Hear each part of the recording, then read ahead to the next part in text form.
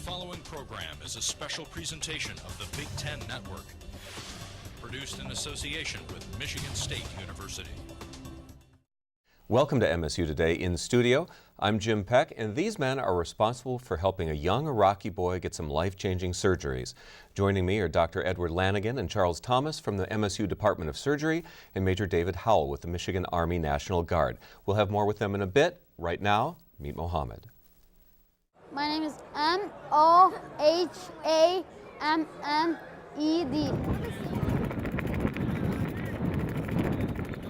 He's a fun little kid. He's got a great personality. He loves playing any sport. He's got a motor that's always going. Great kid, has a great sense of humor. Sometimes I go to Mike's game. Yeah, I get to practice with them. It's great to have him around. He's been amazing. You're gonna do a good job, right? It's a lot of fate, a lot of luck, the way things happen. It's a great story.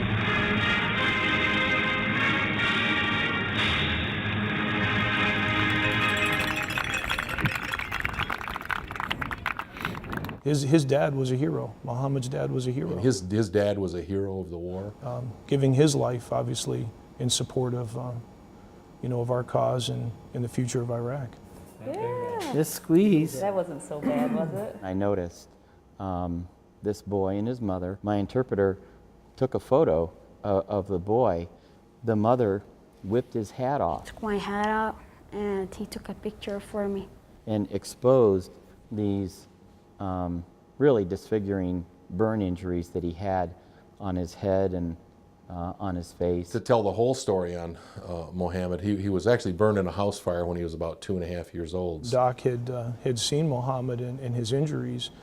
He came back and said, "Hey, sir, this is what I want to do. How do I do it?" And then I went, I told him, "What's going on?" And he's like, "You're going to America, you're going to America." Everything we do has got a human element. I was like feeling happy and jumping around.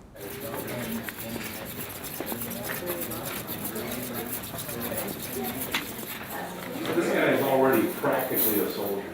Everybody that you tell the story about wants to do what they can to help him out. You came here to do surgery.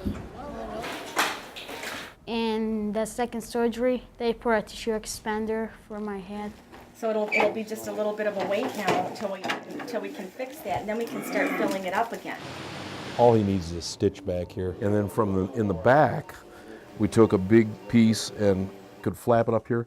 I mean, totally up to a normal hairline. Oh my goodness. He's gonna be so glad. Well, thank you for everything. Well, yeah, God bless you. Thanks so much for helping him out. What's changed? Like my face and all, like I'm a new Mohammed. You're a new Mohammed. Yeah. Can we see? Yeah. What do you think? Great. Mohammed and I are getting ready to leave Lansing. Okay. It's going to be hard here at the airport in Lansing, but I'll get through that part okay. But it'll be tough, when I say goodbye to him, over there in Iraq. But, that'll be tempered because I know on the other hand, I'll be sad, but I'll see, how happy his mother and his grandmother and his brothers and sisters are, and that'll help temper that. We'll be back after this. Major Howell, we saw the emotional reunion at the end of that piece. Mohammed is back in Iraq. How is he doing? He's doing pretty good. He is spending a lot of his time playing soccer. There's no school during the summertime, and he's reunited with his friends, and seems like he's back with the same group of kids that he was with before. And we want to remind folks that we have a lot more on the story on our website at MSUtoday.msu.edu. We've done pieces with you, and we've got a tremendous response from this set of stories. Did this turn out the way you had hoped when you got into this? It actually turned out better than I had hoped. When I got into it, or in the beginning, I didn't know how it was going to turn out. There were many things that were still not determined, and thanks to Dr. Lannigan and Charles, everything had a happy ending. Doctors, why take this on? Well, we were overjoyed to be involved in it. Charles was in the National Guard for many years and so forth, and a lot of members of my family have been in the military, and just the fact that First of all, just there was a kid that needed help, and we were glad to do that anyway. But especially the fact that his dad was a hero of the war and actually gave his life to try to bring freedom to his people. We were just more than happy to do it, and we couldn't wait to get involved. What were some of the major challenges in dealing with Mohammed and with these surgeries? The biggest thing I found was getting him to accept what we were doing for him, because he was very skeptical and questioned everything. And even though he spoke the language, he didn't really know all of our little different colloquial uses of terminology. And so that was a big hurdle we had to get over. We heard a little bit about how you came across Mohammed and got all that started. When you first met him and got involved, were you expecting to be quite as complicated and involved as getting the ball rolling on this as it was? I had no idea all the steps that were involved. You know, I just thought that I could pick up the phone and talk to someone like Charles, and then, you know, when I came back with my unit, that Mohammed would be with me and we could get him right in and start the surgery and everything else. But, you know, life intervenes. My unit came back, so I had to leave him back there, and eventually I went back and got him 4 months later. But there was the whole passport situation, the visa situation, the fundraising situation. He had some other medical issues in terms of his vision, and he had dental issues. There were issues in terms of finding a sponsor where he could live in a home where they had the same customs and traditions that he was used to, had to find a school for him. And so there were probably about, you know, 10 different steps, and it wasn't as simple as I thought it was going to be. You know, this was a kid that was living in poverty, was on the street a lot of the time. And for the last interview that we did with him, you came in and he was talking on a cell phone. He was playing a handheld video game. You know, going back to a place that doesn't even have dependable electricity. What's that adjustment like for him? Well, it's been a huge adjustment. One story I like to tell is that he's a big baseball fan, and at the grandparents' home in the host family, they had the MLB network there, and he liked to watch it. And I can remember just a week before we were going to make the trip back, he was at my house and he was complaining that I didn't have the MLB network. And and here's someone who's going back to a lifestyle where electricity comes from a generator. Power is sporadic, and so it has been a tremendous adjustment for him going back. I know I talked to him one night, and he was waiting in line at a video store to go in and play a video game, and this was probably at about 11:30 his time, and the store, the neighborhood that he described was probably about 2 or 3 miles away from his house. So the lure of video games is pretty strong. Oh yeah, and he knew how to play video games before he came over here. One of the first things he did when, after the welcome ceremony that the National Guard had was we took him to the Lansing Mall and we bought him some shoes because he had no shoes. And then we came home and he quickly, you know, picked up the controller and started to play, you know, a video game. So something like that I think is almost universal. We'll be back after this. You described him as a young 13-year-old, I think, when we last talked. Did you see, again, this was a kid that was kind of living on the streets and with Marines and other folks that are in the services, kind of living a tough life. Did you see more of the kid come out of him? I think so. He could not have had a better home situation than he had with the host family here in East Lansing. Just a wonderful, wonderful family. And he was nurtured, and he grew in many ways while he was here, but he never lost the kid part in him. You know, he always wanted to play sports. He always wanted to be playing baseball or basketball or soccer, and he's very competitive. But then in some other things, you know, he's really, if he was an American child, I would say, you know, he's pretty naive. Charles, do you think that this did something for the communities? I mean, from where he's from and coming here, do you think that this kid sort of was a bridge? I think it was, because a lot of the kids here really couldn't have experienced anything that he experienced. And I'm sure none of the kids where he's from experienced anything like what he experienced. And so they probably were living his life through him from over here. And then the kids over here were living his life through him over here. And so they, watching his story and seeing all the stuff that he got to do, they were going, wow, Doctor, what about at the hospital? I mean, was he just a kid going through some other surgeries to everybody there? No, the nurses and everybody in the hospital was so tuned in.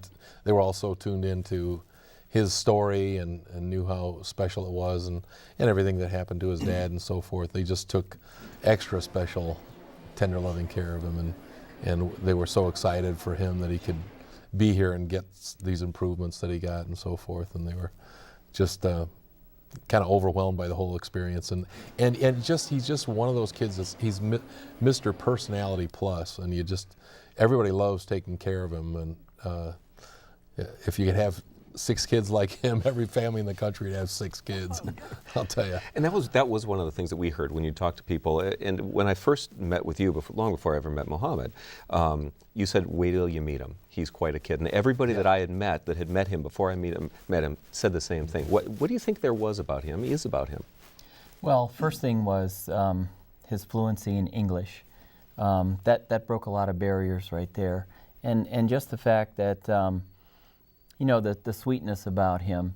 I know that every time we went to Dr. Lannigan's office, the nurses there, were just giving him hugs and things like that, which back in his own country, would never occur. And but I think Dr. Lannigan's right. When people found out his situation and found out his life story and how much he and his brothers and sisters and his mother, had suffered. I think there was just an outpouring of goodwill. Well, and this was a child whose father was killed by terrorists, uncle was killed by terrorists, living under some pretty tough situations. But all through this, I never heard any talk of anger or hate or any of those kinds of things. How come? I think he compartmentalized it. He did talk about it a few times at home, and especially when as the months went by and it became apparent that that he was going to be returning back to Iraq, he started to talk a little bit more about some of the dangers that he had faced. In the beginning, he talked a lot about the Marines who had been taking care of him before I came along, and I knew that what he was saying, it was genuine and real, because he was talking in the same manner that Marines talk. So I mean, a lot of people befriended him over there long before he ever came back over here. Isn't that true? That's true. He had been allowed access at a combat outpost that was run by the Marine Corps, and he had a lot of contact with Marines and soldiers, but he had not had contact with American children and women from this country and that kind of thing. We'll be back after this. Take me through a little bit what you had to go through with him to get him ready to go home. Yes, probably the main thing, deformity that he had, and we also talked about this a lot, of the kids with burns like that. I think he was burned over something like 50 to 70% of his body when this first happened. And it was from an oil lantern that got knocked over when he was a baby. An oil lamp that got knocked over and his bed caught on fire. And he had had some care and skin grafts and so forth in Iraq, but particularly he had a lot of burn scars on the left side of his face, and it burned off all the hair and the whole central part of the top of his scalp, and had several other problems, including the left ear was burned a lot. We did several operations to bring that back. It was almost sticking out a lot like kids with prominent ears, so that was almost a modified otoplasty that we did there to bring that back. And we used these tissue expanders in the scalp as Charles was mentioning, to stretch out the normal hair-bearing scalp and eventually be able to remove that scarred area on top. And in Mohammed's case, we got it almost up to within about an inch in the front of a fairly normal hairline. So that helped him a lot. And the other big problem he had with the burn scars on the left side of his face is it scarred his eyelids, so to the point where he wasn't able to actually completely close that left eye. So at one point we were able to, and his eyebrow was pulled way up on his forehead from the contractures or the burn scars pulling up. And we were able to let that down and let some of that other skin down into the upper eyelid. And so by the end he was able to completely close that eye, and that's going to be a big thing for him, because if you can't close your eye completely, you can get a real dry eye syndrome where it can actually affect your cornea and affect your vision. So that was a very important functional thing that we wanted to do, and a few other burn scars that we did. We had a lot of different procedures, including several operations we did on the left index finger and the wrist that were quite scarred. We tried to bunch these together as much as we can. We probably did about 16 or 18 different things on him, but and you had wanted him to stay longer at the end, didn't you? And there was a scramble to get some more visas and extend his stay a little bit. In that extent, you know, the kids with bad burn scars are almost like the cleft lip and palate kids. You can always think of something else you could do to make the situation a little better, but after a while you got to quit operating and just let him be a kid and let him play soccer and baseball and leave him alone for a while. And there was a moment when he came back, we were talking with him, and you had mentioned the fact that he never took his hat off, and he was walking around without his hat on. Right. I knew that that he felt much better about himself, and that his self-esteem had been restored when after the last surgery and after all the bandages and everything came off. I got him a hairbrush, and he started to, brush his hair, and then he wasn't so attuned to having a hat on all the time, and so I think that was one of the measures of success. To you, was this mostly about looks, about appearance? Did that have any other repercussions, you think? The main ramification was that where Mohammed lives and with the tribe that his family belongs to, the marriages are arranged by the families. And because he was so badly scarred, he wasn't going to have a normal life. He wasn't going to have the same opportunities that other kids who weren't so badly scarred would have had. And now I think that he is going to have a normal life, and I think that he is going to fit into his society pretty much like anybody else. How are you doing? This boy became a big part of your life, a big part of your wife's life, your family. How are you doing? Well, I'm glad that we've worked out a way to keep in touch with him. Zena from the host family and Beth and I try to talk to him about once a week and keep track on him and make sure that he's brushing his teeth and make sure that he's eating right and making sure that he's doing some other things, like that. But it was tough. It was a here today, gone tomorrow situation. And I had to deal with it on the trip back, leaving him there, at the airport in Baghdad, and then getting on that plane and flying back to Jordan and so on. But there are little things around our house that are reminders of Mohammed. What was that plane ride back like? Oh, it was like in the Army, one of the things we do is leave no man behind, and I left him behind. So from that aspect, that was tough. When are you gonna see him again? Who knows? We've talked to him about working on his education and doing well in school, and Iraq right now is probably not on anybody's tourist map, but I think eventually in the years to come we'll see him again. Did you gentlemen like the idea that he seemed to really connect with Michigan? I mean, he was a Pistons fan, an MSU fan. I don't know, the Tigers were just huge for him. Yes, it was so much fun, and he's become such a fan, and he's really tuned into Michigan State. I mean, that would be our dream would be if he could, do well in school while he's there and come back and go to college at Michigan State. I don't know if that's going to happen, but maybe be a you got to have a dream. Could this have happened without the university? No, and it would just almost. Maybe we shouldn't be surprised. It's a wonderful community, but it was remarkable the way the entire community got behind this whole effort so much. We can't thank the Saids, the family that took care of him, and all the people at the Islamic Center and the school there, and just everybody in town. I mean, you'd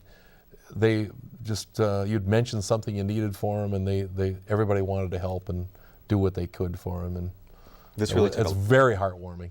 It took a lot of people to make this happen. It did. The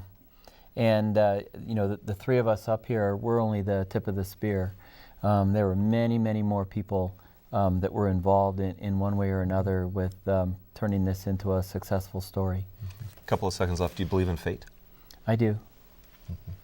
And who knows? I hope that Beth and I will see him again. Wonderful. Well, gentlemen, thank you very much for being with me today. We are just about out of time. I want to thank my guests for being here and to you for watching. We have much, much more, as I said, on Mohammed and his story at our website at msutoday.msu.edu. I'm Jim Peck. I'll see you right here next time on MSU Today in Studio.